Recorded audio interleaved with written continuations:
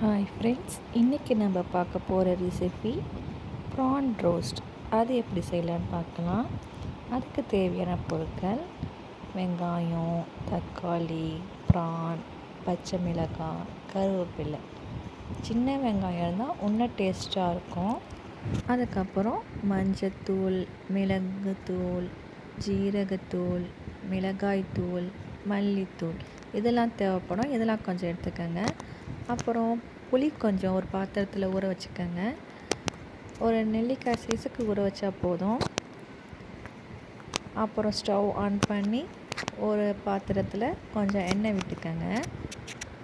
எண்ணெய் நல்லா சூடு வந்த பிறகு அதில் ஃபஸ்ட்டு நம்ம வெங்காயத்தை சேர்த்துக்கலாம். வெங்காயத்தை சேர்த்த பிறகு நல்லா நம்ம வதங்குற வரைக்கும் வெயிட் பண்ணுவோம். வெங்காயம் லைட்டாக வதங்கின பிறகு அது கூட கருவேப்பிலை சேர்த்துக்கலாம். கருவேப்பிலை சேர்த்த பிறகு அதுக்கப்புறம் தக்காளியை சேர்த்துக்கலாம். தக்காளியை சேர்த்து நல்லா ஒரு வதக்கிக்கலாம்.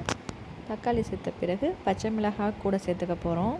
நீங்கள் நல்லா காரமாக சாப்பிட்றதா இருந்தால் எக்ஸ்ட்ரா பச்சை மிளகாய் சேர்த்துக்கோங்க. நான் சும்மா இன்றைக்கி ஒரு பச்சை மிளகாய் தான் சேர்த்துருக்கேன். காரம் கம்மியாக தான் சாப்பிடுவேன். இப்போ இது கூட மசாலா ஐட்டம்லாம் சேர்க்க போகிறோம். காரத்துக்கு ஏற்ற மாதிரி மிளகாய்த்தூள், அப்புறம் ஜீரகத்தூள், மஞ்சத்தூள், மிளகுத்தூள், மல்லித்தூள் எல்லா மசாலா ஐட்டத்தையும் சேர்த்துடலாம்.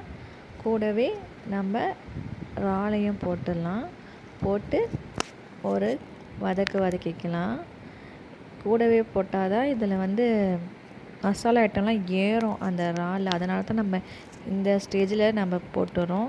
இஞ்சி பூண்டு விழுது சொல்ல மறந்துட்டேன். நீங்கள் இஞ்சி பூண்டு விழுது ஒரு டீஸ்பூன் சேர்த்துக்கோங்க. இப்போ இதை கூட கொஞ்சம் தண்ணியும் அப்புறம் புளி தண்ணியும் சேர்க்க போகிறோம். ரெண்டுத்தையும் சேர்த்த பிறகு இறால் வேக ஆரம்பிச்சிடும்.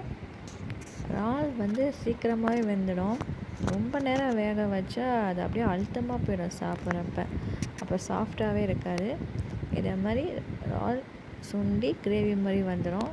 அவ்வளோதான், இறால் ரோஸ்ட் ரெடி.